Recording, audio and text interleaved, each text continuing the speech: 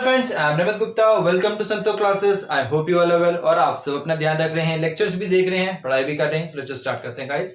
आज class 11 chapter number 6 में हम आपको पढ़ाने वाले हैं next topic, that is social responsibilities towards different interest groups. कि जो हमारी ऑर्गेनाइजेशन होती है, बिजनेस ऑर्गेनाइजेशन है, बिजनेस एंटरप्राइज है, उसकी कुछ रिस्पॉन्सिबिलिटीज बनती हैं डिफरेंट इंटरेस्ट ग्रुप के लिए भी।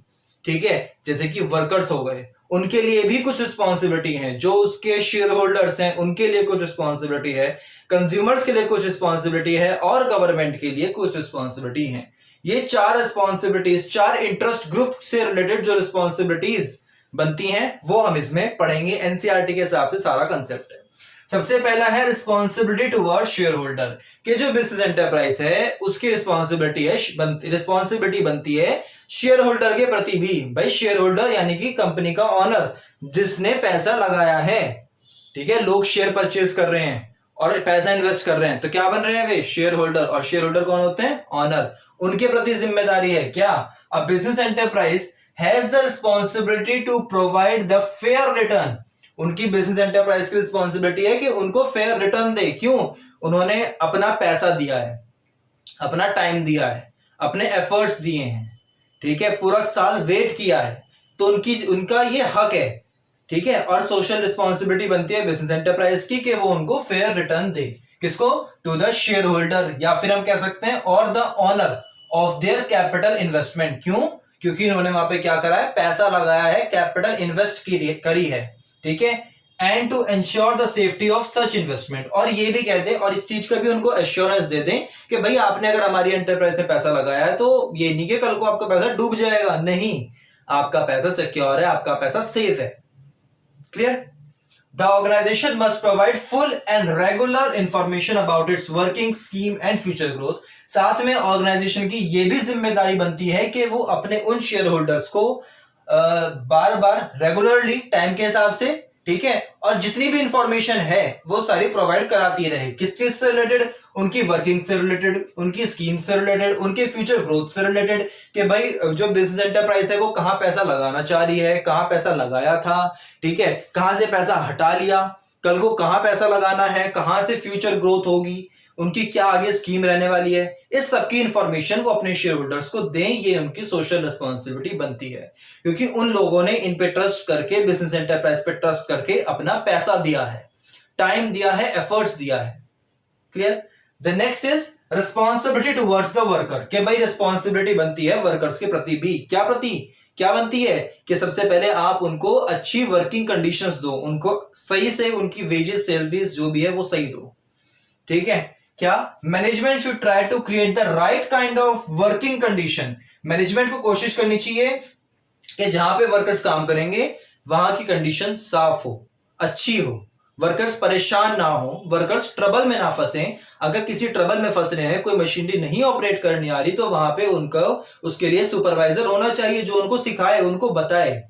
ठीक है, अगर वहां की कंडीशंस अच्छी नहीं होंगी तो वर्कर्स कितने ही अच्छे क्यों ना हो, आपकी ऑर्गेनाइजेशन सरवाइव नहीं कर पाएगी। देखो, सेम तरह की मशीनरी, सेम तरह का मतलब सेम अमाउंट ऑफ इन्वेस्टमेंट कोई भी, कितनी भी एंटरप्राइजेस लगा सकती हैं, लेकिन किसी एंटरप्राइज को बुलंदियों तक ले जाने वाले होते हैं वहां के एम्प्लॉयज, वहां के वर्कर्स।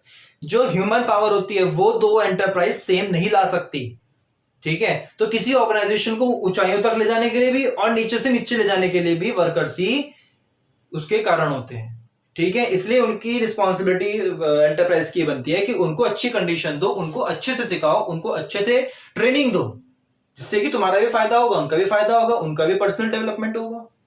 ठीक है, so that it can gain the cooperation of the workers. और साथ में वे क्या? वर्कर्स का कॉपरेशन भी गेन कर सके, वर्कर्स भी उनके साथ कॉपरेट करें। ठीक है, उनके ऊपर इतना विश्वास जताओ, उनको इतनी अच्छी वर्किंग कंडीशंस दो कि वे भी खुश रहें आपसे। The enterprise must respect the democratic rights of the workers to form union. साथ में एंटरप्राइज को उनके जो डेमोक्रेटिक राइट्स हैं उनको भी स्वीकार करना चाहिए। अगर वे यूनियन बनाना चाहते हैं तो वे यूनियन बना सकते हैं। ठीक है, वे अपने व्यूज रख सकते हैं, ये उनको मतलब छूट, उनकी डेमोक्रेटिक राइट्स हैं और उनको इस चीज की परमिशन होनी चाहिए। ये आपकी सोशल रिस्पॉन्सिबिलिटी बनती है टुवर्ड्स दी वर्कर्स। जो तीसरा ग्रुप आता है that is social responsibility towards the consumer. सबसे बड़ा तो यही है, इसकी बदौलत तो आपका माल बिके, मतलब ये माल कंज्यूम करेंगे, आपको प्रॉफिट आएगा। ठीक है, आपकी इनके प्रति भी जिम्मेदारी बनती है कि आप इनको अच्छा माल दो, सही क्वालिटी दो, सही क्वांटिटी दो। Supply of right quality and quantity of goods and services to the consumer at a reasonable price, ठीक है, is the primary responsibility of the enterprise. कि आप अपने कस्टमर्स को अच्छी क्वालिटी का, अच्छी क्वांटिटी का और एक रीजनेबल प्राइस पे प्रोडक्ट अवेलेबल करवाओ। ऐसा नहीं होना चाहिए कि आप किसी एक हाई क्लास लेवल के एक हाई क्लास प्रोडक्ट ही बना रहे हो जो एक उच्च श्रेणी का या एक अपर लेवल का वर्ग ही उसको परचेज कर सकता है, एक अपर लेवल का जो क्लास है वही परचेज कर सकती है। ऐसा नहीं होना चाहिए, हर लेवल का पर्सन उसको परचेज कर सके। ठीक है, ऐसा होना चाहिए और उसका रीजनेबल प्राइस होना चाहिए कि एक मिडिल क्लास और लोअर क्लास पर्सन भी उसको परचेज कर सके, कंज्यूम कर सके। ठीक है, the enterprise must take proper precautions against adulteration. अगर उनको प्रॉपर प्रिकॉशंस लेने चाहिए, उनको माल अच्छा रखना चाहिए, अडल्ट्रेशन नहीं होनी चाहिए, पुअर क्वालिटी नहीं होनी चाहिए, लैक ऑफ डिजायर्ड सर्विसेज। ऐसा नहीं होना चाहिए कि आप कस्टमर को जो सर्विसेज मिलनी चाहिए वो सर्विसेज ना हो। उनको आफ्टर सेल सर्विसेज आप जरूर दो, उनको फीडबैक की सर्विस आप जरूर दो। ठीक, नेक्स्ट आता है रिस्पॉन्सिबिलिटी टुवर्ड्स द गवर्नमेंट। ये है भैया खतरनाक, अगर इसे नहीं निभाई तो गवर्नमेंट आपके खिलाफ लीगल एक्शन ले लेती है। ठीक है, क्या? An enterprise must respect the laws of the country. Enterprise को जितने भी कंट्री के लॉ हैं, रूल्स एंड रेगुलेशंस हैं, उनको फॉलो करना चाहिए। उनके दायरे में रह के ही काम करो। उनके दायरे में रह के आप कितना ही प्रॉफिट जनरेट करो, उसके दायरे में रह के कितने बिजनेस एक्सपेंड करो, कोई दिक्कत नहीं है। लेकिन जो गवर्नमेंट ने आपके चारों तरफ बाउंड्री बना दी है उसके अंदर रह के ही काम करो। ठीक, ठीक है। एंड पे टैक्सेस ऑनेस्टली एंड रेगुलरली। अपने टैक्सेस को रेगुलरली और ऑनेस्टली पे करो। It must protect the natural environment. साथ में जो आपका नेचुरल एनवायरनमेंट है उसको प्रोटेक्ट करो। बहुत सारी इंडस्ट्रीज क्या करती हैं, जो चिमनीज होती है या जो केमिकल्स का पानी होता है उसको नदियों में निकाल देते हैं, चिमनीज का धुआं निकाल देते हैं, उसका कोई ट्रीटमेंट नहीं होता, कोई ट्रीटमेंट नहीं करते और उसको ऐसे निकाल देते हैं, जिसकी वजह से एक्वेटिक लाइफ भी अफेक्ट होती है, ह्यूमन लाइफ भी अफेक्ट होती है। ठीक है, तो ऐसा नहीं करना चाहिए आपको।